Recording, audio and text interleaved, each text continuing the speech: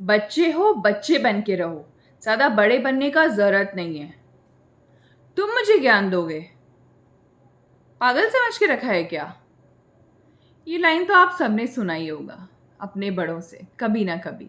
इसको लेके I am very much sure. But you know what, कभी कभी हमें, जैसे मैं अभी जिस एज ग्रुप में हूँ, मुझे अपने से छोटों का बात ज़रूर सुन लेना चाहिए या कई बार उनको देखकर अपने जीवन में परिवर्तन ज़रूर करना चाहिए। उससे और किसी का फ़ायदा हो ना हो, मेरा फ़ायदा बहुत ज़्यादा होगा। या जो मुझसे बड़े हैं वो मेरे एज ग्रुप वालों को या मुझसे ज़्यादा छोटों को भी देखकर अगर कुछ सीख सकें तो बहुत बढ़िया। हुआ ये कि मेरा भतीजा आ रखा था और मैं उसके साथ वॉक में गई थी। चलते चलते वो गिर गया, हल्का स्क्रैच आ गया घुटने में। फिर मैंने देखा जस्ट 5 सेकंड के बाद कुछ और बोल के, कोई एक पोएम रिसाइट करके मैंने उसके माइंड को डाइवर्ट कर दिया और वो भूल भी गया कि उसे चोट लगी थी। मैंने बोला यार ये सही है ना? बच्चे कितनी जल्दी भूल जाते हैं चीज़ों को और इससे उनके लिए कितना अच्छा रहता है। लेकिन हम बड़े जो अपने को बहुत ज्ञानी मानते हैं, विद्वान मानते हैं, हमें एक प्रॉब्लम हो जाए, आखिर डिप्रेशन होता किस लिए है? इसीलिए तो होता है। मैं मान रही हूँ उस उम्र में किसी भी लेवल का टेंशन नहीं है, 1-2 साल के बच्चे को किस चीज़ का टेंशन होगा। लेकिन फिर भी आप मेरे बातों को समझने की कोशिश कीजिए, जिससे आपको बहुत ज़्यादा फ़ायदा मिलने वाला है कल के गए। जैसे आप एक जोक पे हमेशा हंस नहीं सकते हैं ना, वैसे ही किसी एक पर्टिकुलर दुख को लेके आप जीवन भर रो नहीं सकते हैं।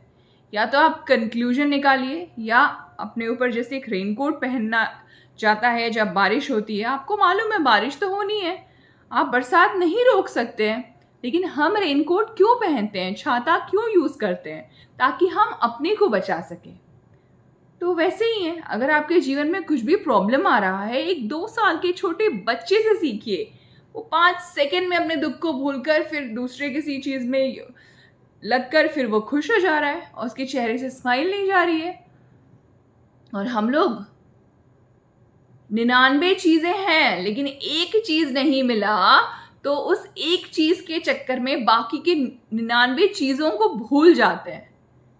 कहा गया है ना कि जब बुरा हो तो जब भगवान से बोलते हो कि भगवान मेरे साथ क्यों किया, तो जब भगवान कुछ अच्छा करे तो भगवान को ये भी बोलो भगवान ये मेरे साथ क्यों किया। आप बोलते हो कभी? अगर बोलते हो फिर तो बहुत बढ़िया, बट मोस्टली लोग नहीं बोलते हैं। मैं भी अब धीरे धीरे प्रैक्टिस कर रही हूँ इन सब चीज़ों की।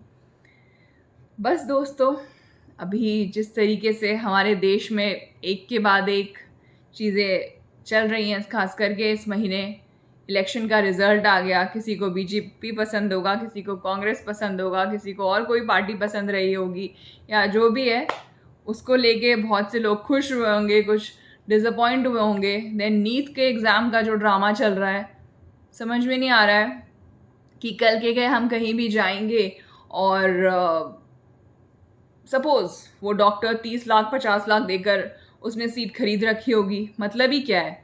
अरे यार, बिजनेस के क्या ऑप्शंस कम है हमारे देश में कि अब मेडिसिन को भी लोग नहीं छोड़ रहे हैं।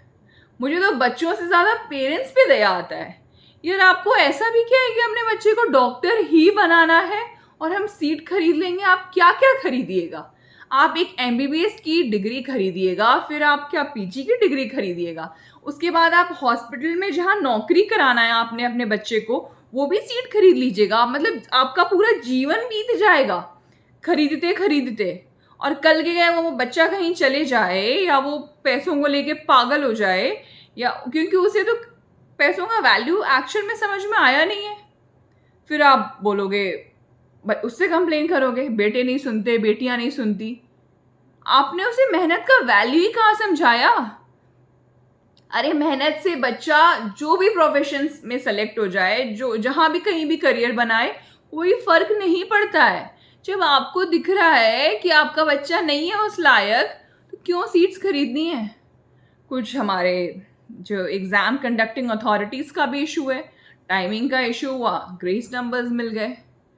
बहुत सी जगहों में ऐसा बोला जा रहा है एक दिन पहले क्वेश्चन पेपर दे दिया। और ये आज से नहीं बोला जा रहा है, ये बहुत सालों से मैं सुनती आई हूँ कि लोग ऐसा करते आए हैं। और मुझे समझ में नहीं आता है जिन्होंने ऐसा करना है वो डॉक्टर ही क्यों सेलेक्ट करते हैं। आई मीन क्या ऐसा वैसा प्रोफेशन है? मेडिसिन एक ऐसा करियर है जो खुद डॉक्टर होंगे उनको पता है, या उनके आसपास जिनका जीवन होगा, इसका पढ़ाई कभी खत्म नहीं होने वाला है। एक के बाद एक चीज़ें चेंज हो रही हैं, आपको अपडेटेड रहना ज़रूरी है। आपने तरह तरह के सेमिनार्स अटेंड करने हैं, देश दुनिया में चल क्या रहा है उससे आपको आइडिया लगता है। आपके पर्सनालिटी में एनहांसमेंट तो चलिए कॉलेज और स्कूल में एक लेवल का हो ही जाता है, लेकिन अगर आप वो नहीं अटेंड कीजिएगा तो आप मतलब जितना रुके हुए पानी जैसा हो जाइएगा। पता नहीं लोगों को हर एक चीज़ खरीदना है, मतलब क्या आटा दाल हो गया चलो चल के खरीद लेते हैं, सोना चांदी हो गया पैसे बहुत हैं तो चलो खरीद लेते हैं। कहने को होना चाहिए ना, हमारा बेटा डॉक्टर है, हमारी बेटी डॉक्टर है। और खास करके ऐसे फैमिलीज में जहाँ पे या तो बच्चे उस लायक नहीं है, उनका फैमिली बिजनेस चला आ रहा है कि भाई हॉस्पिटल संभाल लेगा, पढ़े ना पढ़े क्या फ़र्क पड़ता है, हमने किसी को बिठाना है वहाँ पे। और वो बच्चे कई बार चांदी के चम्मच के साथ पैदा होते हैं, कुछ निकलते हैं तो वो बहुत ही अच्छे निकल जाते हैं और कुछ का तो फिर ऐसे सीट्स खरीदे जाते हैं। बिकॉज एक नॉर्मल मिडिल क्लास फैमिली के लिए तो इतना आसान तो है नहीं 30-35 लाख लगा के डॉक्टर की डिग्री अपने बच्चे को दिलाना। उसके बाद कितना भी अगर वो कमा लेंगे, जहाँ तक मैं देख रही हूँ रेलवे एंड बाकी ऑर्गेनाइजेशंस का समझ पा रही हूँ, 75 की से ज़्यादा सैलरी है नहीं एक MBBS डॉक्टर का। एक स्पेशलिस्ट का 1 लाख है, साइड प्रैक्टिस वगैरह जो कुछ भी है। बट आप नए नए मार्केट में आए हैं तो ऐसा तो नहीं है कि एक दिन में ही आपका नाम बन जाएगा और आप 10 लाख रुपए महीने में कमा लीजिएगा। और वो 75K में आपके अपने भी एक्सपेंसेस होंगे, बहुत कुछ होगा। आप कितना ही सेव कर लीजिएगा, क्या ही कर लीजिएगा आगे जीवन में। अरे भाई medicine is a noble profession, तो ये जो नोबल प्रोफेशन है इसको आप नोबल बने रहने दीजिए। कुछ तो नोबल हो इस दुनिया में, बाकी सब में तो मिलावट चल ही रहा है, अलग ही सीन चल रहा है। उसके बाद बाकी तो एक के बाद एक नई न्यूज़ आ ही रही है। जम्मू कश्मीर में अटैक चल रहा है, आतंकवादी शांति से जीने नहीं दे रहे हैं। किसी ने जम्मू जाना होगा वो डर के मारे, उससे लगेगा यार क्या चल रहा है। एक के बाद एक अटैक, न शांति से हमने रहना है न किसी को रहने देना है। बहुत मुश्किल समय है दोस्तों, एट टाइम्स लगता है। और अभी एग्ज़ाम भी, अभी UPSC का एग्ज़ाम हुआ, देन स्टेट लेवल के कुछ एग्ज़ाम थे, फिर नेट का एग्ज़ाम, एक के बाद एक एग्ज़ाम। ये महीना मुझे लगता है 2024 का सबसे क्रूशियल महीना है, सबसे ज़्यादा crucial. But at the end मैं आपको बस एक ही बात बोलूँगी कि कभी कभी जीवन में, हमेशा मुमकिन नहीं है, उतना भी सही नहीं है, थोड़ा बच्चे वाला एटीट्यूड रख लीजिए, बहुत खुश रहिएगा। खुशी को भी उस वक्त एंजॉय करके थोड़ा सा भूलना भी है, क्योंकि आगे की खुशियाँ भी बटोरनी है।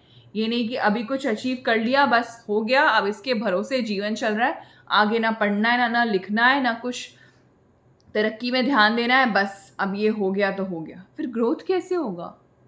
नहीं हो पाएगा। तो वैसे ही दुख को भी कुछ बुरा लगा, कई बार आपने सुना होगा ना बड़े बूढ़ों को बोलते हुए, तुम्हारी इस बात को मैं जीवन भर याद रखूंगी, मैं जब मरूंगी उसी वक्त ये बात मेरे साथ ही जाएगा। मैंने भी सुना है, ठीक है, इट्स ओके, आप वैसे मत बनिए। इतने बातों को अगर दिमाग में लगाइएगा तो बस दिमाग का तो पता नहीं क्या ही हो जाएगा। सपोज आपके पास एक नोटबुक है जिसमें 20 पेजेस हैं, आप उसमें 20 पेजेस के हिसाब से ही लिख सकते हो, और आप उसमें लिखना चाह रहे हो 50 पेजेस का कंटेंट, कैसे होगा? नहीं हो पाएगा। 4 दिन की ज़िंदगी है, अच्छे से रहिए, खुश रहिए। थोड़ा बचपना भी ज़रूरी है, थोड़ा बड़े की तरह रहना भी ज़रूरी है, सिर्फ बचपना से भी काम नहीं चलता है। बस बाय बाय, टेक केयर।